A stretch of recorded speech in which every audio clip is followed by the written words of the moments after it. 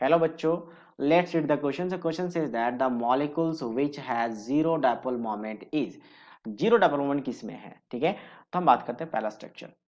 पहला स्ट्रक्चर की बात करें तो आपके पास क्या है, कार्बन में 4 बॉन्ड बनेंगे, तो एक क्लोरीन हम यहाँ पे लगाते हैं, बाकी आपके पास 2 क्लोरीन आ जाएगा, दो एक क्लोरीन और बाकी 2 हाइड्रोजन। अच्छा, डायप्लोमेट होता क्या है? तो बेसिकली इलेक्ट्रॉन नेगेटिविटी डिफरेंस होने की वजह से बॉन्डेड पर इलेक्ट्रॉन को कोई एक एटम अपनी तरफ परमानेंटली शिफ्ट कर लेता है। तो जब ये शिफ्ट होगा इस डायरेक्शन में, तो इसमें क्या आएगा, पार्सल नेगेटिव, और कार्बन पे क्या आएगा, पार्सल पॉजिटिव। जो इलेक्ट्रॉन नेगेटिव ज्यादा होता है उधर शिफ्ट होता है, तो ये शिफ्ट हो गया। तो इसकी वजह से क्या आ गया कि डायपोल क्रिएट हो गया। तो ये डायपोल मोमेंट कहा जाता है। ठीक है, डायपोल मतलब दो चार्ज पॉजिटिव नेगेटिव, जिसका डायरेक्शन क्या होता है, पॉजिटिव से नेगेटिव डायरेक्शन में। तो यहाँ पे एक डायपोल है, इधर भी है। और जनरली अगर मान लो एक पूरा मॉलिक्यूल्स में बहुत सारा डायपोल है तो उसको बॉन्ड मोमेंट कहा जाता है, और जो नेट निकालेंगे उसे डायपोल मोमेंट कहेंगे। अच्छा, यहाँ पे उल्टा कर दिया, हाइड्रोजन कार्बन में इलेक्ट्रॉन न्यूट्रॉन किसका ज्यादा है, तो कार्बन का। तो कार्बन के केस में यहाँ पे आ जाएगा, ये वाला केस है, और यहाँ पे ये वाला आ जाएगा।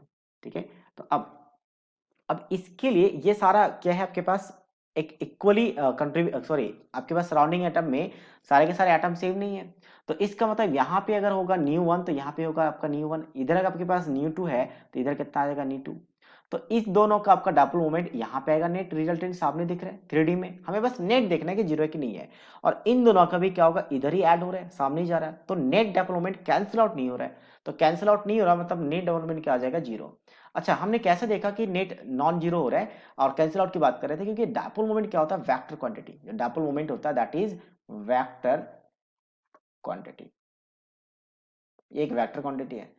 और अगर वेक्टर क्वांटिटी है तो हम क्या करेंगे, उसका रिजल्टेंट निकालेंगे।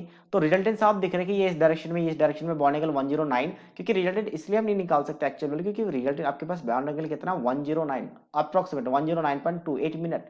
ठीक है, तो इस एंगल का कॉस थीटा भी नहीं पता, क्योंकि रिजल्टेंट हम कैसे निकालते हैं, अगर वेक्टर है तो निकालने के लिए हम क्या निकालेंगे, new 1 square plus new 2 square plus twice of new 1 new 2 cos theta, ऐसे निकालेंगे, वेक्टर क्वांटिटी है।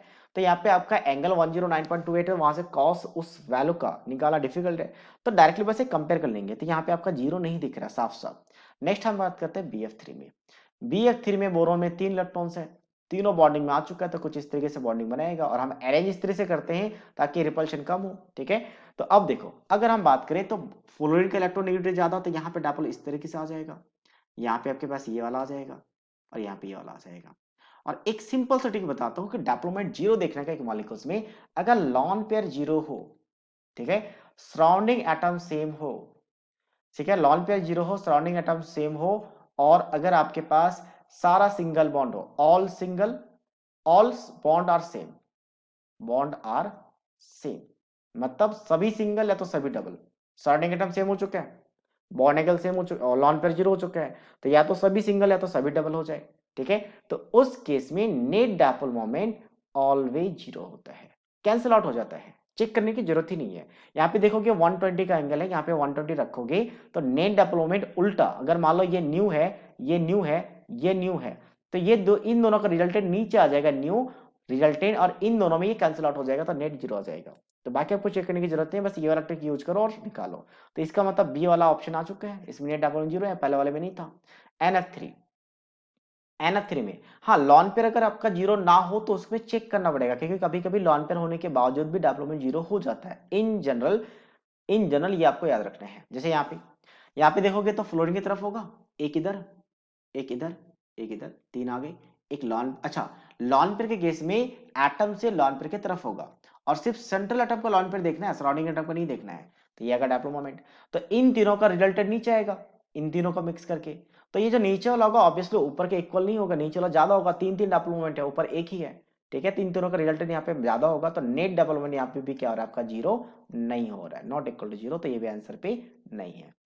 ClO3 की बात करें तो यहाँ पे बेसिकली ये ऑड इलेक्ट्रॉन मॉलिक्यूल्स है। क्लोरीन के एटॉम्स में कितने इलेक्ट्रॉन्स होते हैं, 7 इलेक्ट्रॉन।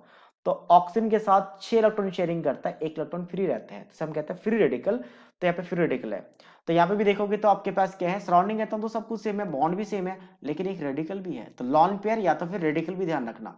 तो यहाँ पे आपके पास डेवलपमेंट इस डायरेक्शन में हो जाएगा। बस इलेक्ट्रोनेगेटिविटी देख लो और डायरेक्शन लगा दो, ज्यादा चेक करने की जरूरत नहीं है। और यहाँ पे ये वाला हो जाएगा। तो ऑब्वियसली यहाँ पे भी सेम, नीचे वाला डेवलपमेंट ज्यादा होगा एज कम्पेयर टू ऊपर वाला। तो नेट डेवलपमेंट यहाँ पे भी क्या होगा, नॉट इक्वल टू 0। तो ओनली 0 कहाँ पे आपका, ऑप्शन नंबर बी में। So that means option B is the right answer of this question. So I hope you understood it well. All the best.